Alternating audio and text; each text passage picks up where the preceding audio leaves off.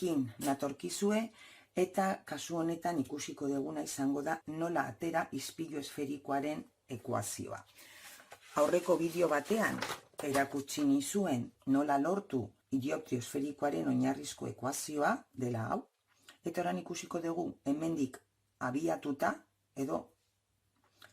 eta orain ikusiko dugu formula hau ere posible dela ispiluetan aplikatzen, baina horretarako jakin behar duzue zer gertatzen den N2 eta N1ekin. Eta orain erakutsiko dizuet. Erreflexio batean daukaguna da izpi erasotzailea, I angelurekin islatzen da, hau orokorrean baina posible litzateke esferiko izatea, eta bakarrik frogatzeko gauza bat, bale? Orduan, islatzen denean, ateratzen da modu honetan, eta guk badakigu I eta R, balioak, berdinak direla. Baina berez, dinar hauek esaten dutena jarraituta, esan beharko genuke, dinar hauek esaten dutena da, izpia normalerantz joateko bide motzenetik, erlojuaren orratzak bezala egiten baldin badu, angelu hau positiboa dela. Beraz, esango genuke I positiboa dela. Izpiak normalerantz joateko bide motzenetik erlojuaren aurka egiten baldin badu, negatiboa da angelua. Beraz, esan genezake, I dela positibo, bai, horrela egiten duelako, eta R dela negatibo honela egiten duelako. Vale, orduan. Hemen daukazue, dinar hauek esaten duten bezala, I positiboa izango da eta R negatiboa. Ik erlojuaren ardatzak bezala egiten du eta R justu kontra. Horregaitik, eta berdinak diren ez balio absolutoz, berdinketa hau idatzi dezakegu. R berdin minus I. Ados? Orduan, Snellen legean, errefrakzioan ikusi dugu beti, baina erreflexioan beti ere posible da aplikatzea, ondo aplikatuz gero, kontuan hartuta hau, sinu I bider N1 berdin sinu R bider N2.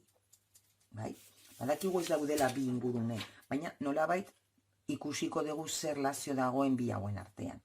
Beraz, idatzi dezakegu sinu I bider Ni berdin sinu minus I bider N2. Hau kontuan hartuta. Bestetik, badakigu sinu I eta sinu minus I balio absolutoz berdinak direla eta bata positibo eta bestea negatibo, bai? Baldin imaginatu olako angelu bat, hau, bale? Sinu hau positibo da eta bere negatiboa sinu hau negatiboa da. Ados?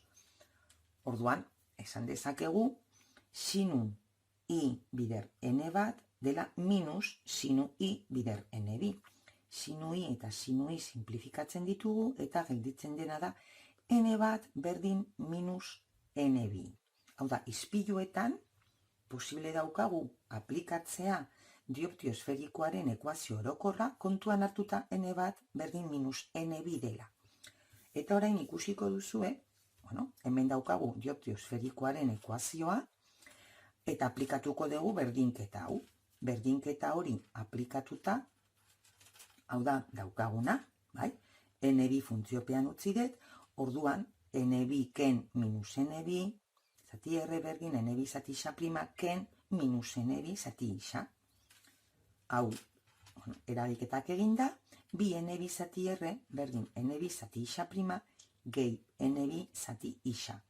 Hemendik N2 biderkagai komuna ateratzen baldin badegu, gelditzen dena da, bi zati R berdin bat zati isa prima gehi bat zati isa. Hau da, eta berdin bat zati F. Eta hau da, ispilu esferikoaren ekuazioa. Eta hau da dana, edozein zalantza baldin badaukazue, mesedez iruzkinetan utzi eta erantzungo dizuet. Beste bat arte.